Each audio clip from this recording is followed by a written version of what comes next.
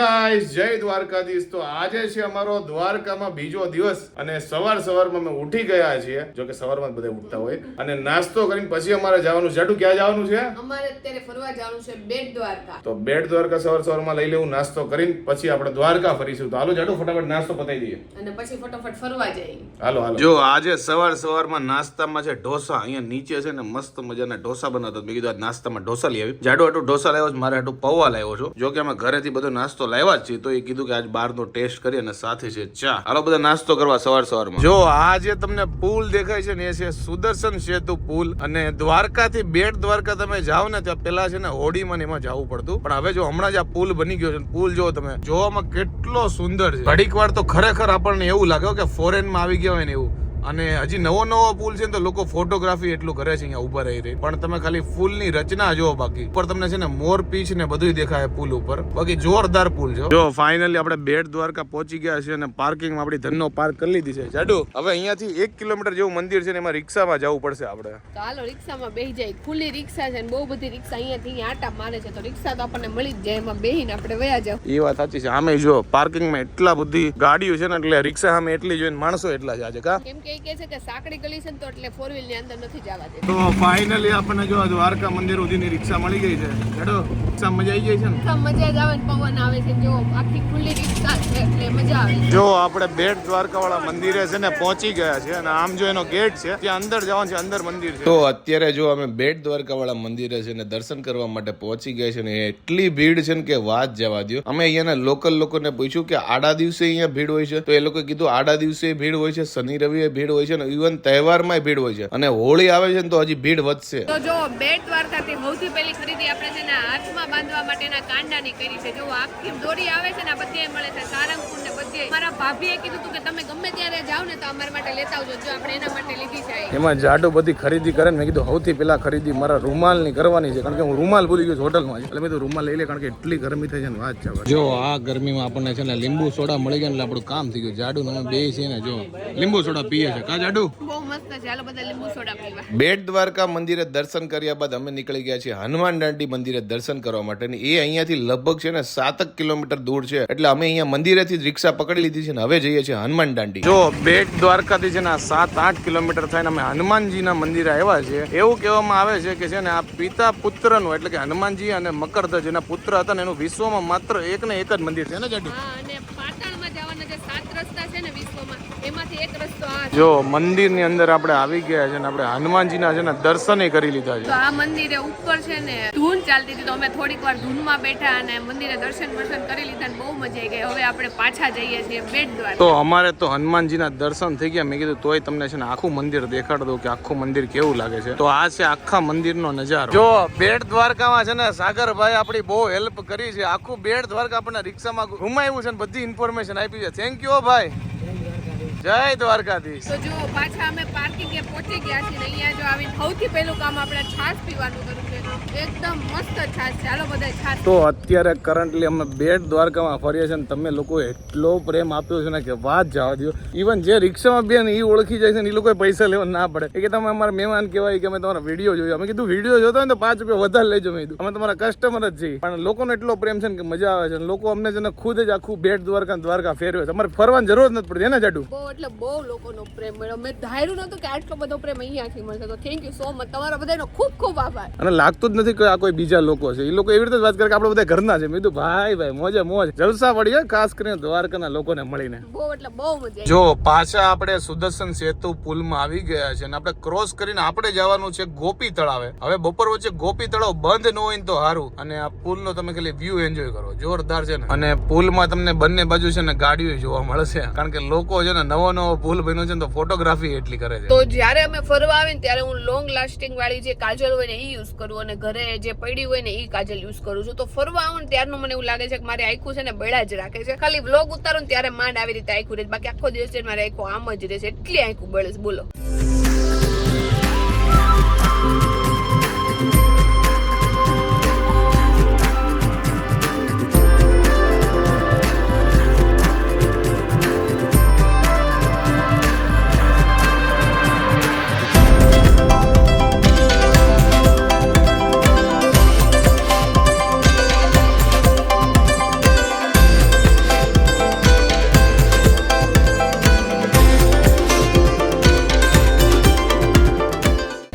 અત્યારે હું ને જાડુ પહોંચી ગયા છે ગોપી તળાવ. લગભગ આ બાજુ રસ્તો છે એટલે ગોતિયાસ ક્યાંથી જવાનું. જો સૌથી પહેલા અમે બંને છે ને શેરડીનો રસ ગોતી લીધો છે. પેલા કઈ મળે કે ન મળે, શેરડીનો રસ પી લે એટલે થોડીક હાલવાની શક્તિ રહે ને. અહીંયા બહાર જો તડકો બહુ છે ને એના કારણે ઘડે પડે પાણી પીવા જોઈએ કાં તો લીંબુ સોડા જોઈએ, એટલે તમારે ઘડે પડે કંઈક પીવું પડશે. જો આપણે ગોપીનાથ મંદિરના પ્રવેશદ્વાર સુધી પહોંચી ગયા છે. અહીંયાથી આપણી એન્ટ્રી લેવાની છે. જો અત્યારે અમે પહોંચી ગયા છે ગોપી તળાવ અને અહીંયા જો તમને એટલી બધી ભીડ જોવા નહીં મળે, થોડી ઘણી ભીડ છે કારણ કે બપોરનો સમય છે, ફૂલ તડકો છે એટલે. અને અહીંયા જે લોકો બેઠા છે ને એ લોકો છે ને માછલીને ખાવાનું ખવડાવે છે, અમુક લોકો બતકને ખાવાનું ખવડાવે છે. બસ જો બધા બેઠા બેઠા બધા લોકો અહીંયા દર્શન કરે છે ને જલસા કરે છે. તો અત્યારે આપણે ગોપીનાથ મંદિરે દર્શન થઈ ગયા છે ને ગોપી તળાવની મુલાકાત થઈ ગઈ છે.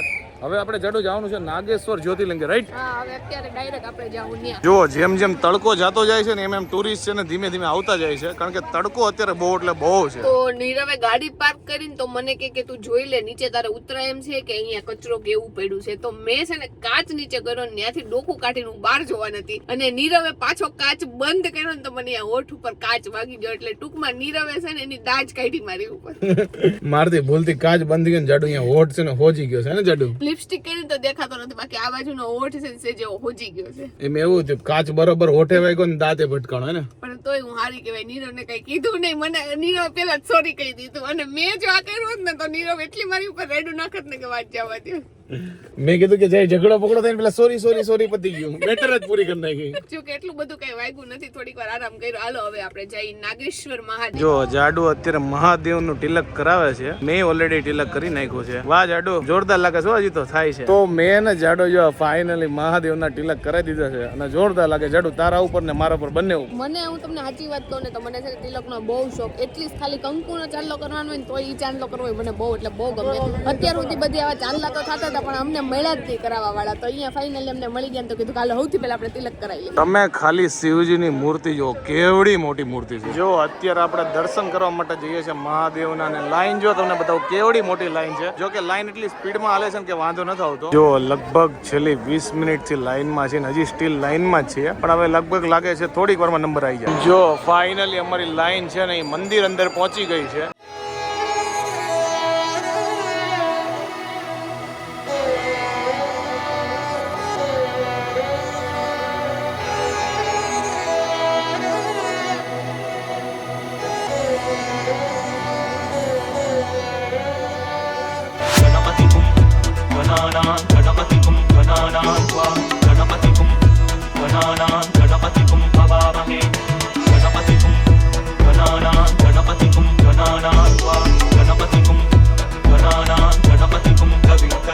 તો જે 12 જ્યોતિર્લિંગ છે ને એમાંથી આપણે એક જ્યોતિર્લિંગના દર્શન કરી લીધા છે, અને મારી તો એવી ઈચ્છા છે કે આપણે છે ને 12 જ્યોતિર્લિંગના દર્શન કરી આવીએ. એટલે જ્યારે જ્યારે આપણને સમય મળશે ને અને જ્યારે જ્યારે મહાદેવ આપણને બોલાવશે ને ત્યારે આપણે બધા જ્યોતિર્લિંગના દર્શન કરવા જવાના. તો આપણે નાગેશ્વર જ્યોતિર્લિંગના આપણા દર્શન થઈ ગયા છે, અને હજી તો આપણે જમ્યા નથી, પણ પેલા હોટલે જવું, થોડું ઘણું એડિટિંગનું અને અપલોડિંગનું કામ છે એ પતાવશું, ધેન આપણે નાસ્તા પાણી કરશું. તો ફાઇનલી આપણે હોટલ ઉપર પહોંચી ગયા છે, અને જાડુ સામે વડાપાવની દુકાનેથી વડાપાવ લેવા માટે ગઈ છે કારણ કે જોરો સોરોની ભૂખ લાગી છે અને એનર્જી આપણે ધીમે ધીમે ડીપ થવા મળી છે. તો વડાપાવ ખાઈને પછી પાછા જઈએ ફરવા. જો અમારું બપોરનું જમવાનું 5:30 થાય છે અને જો વડાપાવ મગાઈ લીધા છે અને સાથે ચટણી આવી. જાડુ ભૂખ કેવી લાગી છે? હવે તો ભૂખ લાગી હોય ને, જો કે મને લાગે ભૂખ લાગીને મરી ગઈ છે અત્યારે. એ વાત સાચી છે, ભૂખ લાગી હોય ને એને મટી જાય. તો વાગ્યા છે 7:15 અને હું ને જાડુ પહોંચી ગયા છે રૂકમણી દેવીના ટેમ્પલે. જાડુ મેં ડિસાઈડ કર્યું છે દ્વારકાના કોઈ મંદિર બાકી નથી રાખવાનું. સવારથી સાંજ સુધી અમે મંદિરના દર્શન કરીએ છીએ. અને મને અને નીરવને એવું હતું કે અત્યારે મોડું થઈ ગયું છે ને તો એટલી બધી ટ્રાફિક નહીં હોય, પણ અહીંયા એટલી ટ્રાફિક છે. આજે આખો દિવસ મને લાગે આપણે જે મંદિરે ગયા બધી મંદિરે ટ્રાફિક જ અમને મળ્યું. પણ એવું નથી, આજે ધણ છે ને સવારનું નીકળ્યું છે દર્શન કરવા આપણી હારે. બધા અમે હારો જોઈ છે. જે સવાર મંદિરે ભટકાઈ સાંજે મંદિરે મળે. એ વાત સાચી છે, બધાના મોઢા સેમ ટુ સેમ જ હોય. આખા દિવસમાં ન ઓળખતા હોય તોય ઓળખાણ થઈ જાય એવું જ છે આજ તો ફરવામાં. જો રૂકમણી દેવીના મંદિર અમે એન્ટ્રી મારી દીધી છે અને શું વ્યૂ આવે છે જુઓ તો ખરા. પવન છે ને ધજા ને ભાઈ. અત્યાર સુધી એવું હતું કે તડકો લાગતો તો ગરમી થાય છે, ને અત્યારે એવું છે કે ઠંડી હોય છે, સ્વેટર ની જરૂર છે. બોલો હવે ખાલી વરસાદ બાકી રહ્યો એટલે ત્રણેય ઋતુ મિક્સ થઈ જાય. સાચી વાત છે. સવારમાં ચોમાસું, બપોરે તડકો એટલે ઉનાળો અને રાતે શિયાળો એટલે ત્રણ ઋતુ એક જ દિવસમાં થઈ જાય. જો વરસાદ આવે તો ધજા એટલી જોરથી ફરકે છે ને એની પરથી તમને ખબર પડી ગઈ છે કે પવન કેટલો જો. બાકી જો અત્યારે આપણે આવ્યા છીએ ભડકેશ્વર મહાદેવ અને આપણી જો ધનનો અહીંયા પાર્ક કરી લીધી અને હવે આપણે જવાનું છે આ બાજુ. જો 2 દિવસ બાદ છે ને જાડુ ને એની પાણીપુરી મળીશ. કા જાડુ? આપણે ગમે ને જઈને એટલે બધા જગ્યાની છે ને પાણીપુરી ટેસ્ટ કરી લેવા. એટલે કીધું દ્વારકાની પાણીપુરી કેમ રહેવી જોઈએ, તો કીધું હાલો આજે ટેસ્ટ કરી લઈએ. કાંઈ નહીં, હાલો ચાખી લઈએ આજે દ્વારકાની પાણીપુરી. જો અહીંયા તમને મસ્ત વસ્તુ બતાવું. અહીંયા જો બંને બાજુ છે ને દરિયો છે અને દરિયાની વચ્ચે જો મહાદેવનું મંદિર છે. તો હું ને જાડુ જો અહીંયા મંદિરે આવ્યા છે ને તો અહીંયા દરિયા ઉપર બેસવાની એટલી મજા આવે છે ને જાડુ, હે ને એટલો ઠંડો ઠંડો પવન આવે ને કે વાત જવા દો. ને અહીંયા આવીને અમને ખબર પડે કે અહીંયાના લોકલ હોય ને એ લોકો રાતે છે ને અહીંયા બેસવા માટે હોતા આવે છે, કેમ કે આજુબાજુ જો દરિયો છે, ઠંડો પવન મસ્ત વાય છે ને અહીંયા બેસા બેઠા તમારે ખાણીપીણી ખાવી હોય તો ખાવાની, બાકી વાતો કરવાની. એટલે મસ્ત લોકેશન છે આ ભડકેશ્વર મહાદેવ. તો જો આપણને છે ને સપના દીદી અહીંયાના જ છે ને આપણને મળી ગયા છે. તો આવી જ રીતે તમે બધા મળો છો ને તો મને બહુ એટલે બહુ ખુશી થાય છે કે ગુજરાતના ક્યાંક ખૂણે ખૂણે અલગ અલગ જગ્યાએ તમે રહેતા હોય તોય તે છે ને આપણો એક પરિવાર થઈ ગયો છે આખો. તો અમે અહીંયા છેલ્લે અડધા કલાકથી બેઠા હતા અને અહીંયા છે ને એકદમ હાવ એટલે હાવ શાંતિ છે, એકદમ શાંત વાતાવરણ છે. કારણ કે આજે આખો દિવસ અમે છે ને લાઈનમાં ઉભા રહેતા અને બધે ટ્રાફિક વાળી જગ્યા હતી. તો અહીંયા આવીને થોડીક વાર બેઠા ને ત્યાં બધોય થાક ઉતરી ગયો, એટલી શાંતિ છે. તો નીરવે આજે 30 રૂપિયાની ખરીદી કરી છે. ની ખરીદી કરવા હાટુ મને છે ને 2-3 મીટર હકાવી. બોલો કઈ 30 રૂપિયાની ખરીદી? તને યાદ નથી? કઈ? તો નીરવ છે ને આજે હોટલમાં છે ને હાથ રૂમાલ લીધા વગર જ છે ને અમે વયા ગયા હતા બેટ દ્વારકા. તો નીરવને રૂમાલની ટેવ છે. તો પછી એને કેટલી હકાવી કે છે ને રૂમાલ જ નતો મળતો. પછી અમે ગામની ગલીઓમાં આવેલા, ફાઇનલી નીરવે છે ને હાથ રૂમાલ લઈ લીધો. 30 રૂપિયાનો એક રૂમાલ લીધો નીરવે. પણ અમુક જગ્યાએ અમુક વસ્તુ 30 ને કદાચ 300 રૂપિયા લઈને તો હાથ રૂમાલ તો જો ને એટલી ગરમી થતી હતી. પણ આજના દિવસે બહુ મજા આવી ગઈ. ડે 2 માં છે ને દ્વારકામાં બહુ મજા આવી ગઈ બીજા દિવસે. અને સવારમાં અમે બેટ દ્વારકામાં ગયા, બપોર પછી ગયા ભડકેશ્વર મહાદેવ ગયા. બાકી બહુ મજા આવી. જાડુ તને કેવી મજા આવી દ્વારકા? મી કે મને આજે બહુ એટલે બહુ મજા આવી ગઈ. આજે છે ને દિવસ આમ કહો ને તો રિયલમાં જે હેક્ટિક ડે કહેવાય નહીં હતો, કારણ કે અમને એવું હતું કે કોઈ મંદિર રહી ન જવા જોઈએ. અમારે બધા મંદિરે દર્શન કરવા જવું હતું. એટલે અમે ઓલમોસ્ટ તો જેટલા મંદિરે બધાએ કીધું હતું ને બધા મંદિરે જઈને દર્શન કરી આવ્યા અને આજે ફૂલ મજા આવી. અને અહીંયા તમે લોકો એટલા અમને મળ્યા છે ને, આપણો પરિવાર અહીંયા દ્વારકામાં એટલો છે અને દ્વારકાના છે ને લોકો એટલો પ્રેમ આપે છે ને, વિડીયો એટલો જોવે છે ને, સપોર્ટ એટલા કરે છે. એટલે અમને તો છે ને જામો પડી ગયો. અને બીજી ખાસ વાત એ કે દ્વારકાના લોકો બધાએ બહુ તાણ કરી કે તમે અમારા ઘરે આવો, અમારા ઘરે આવો. તો નેક્સ્ટ ટાઈમ આપણે છે ને દ્વારકા આવવાનો પ્લાન કરશું તો 2-3 દિવસ છે ને વધારે કરશું,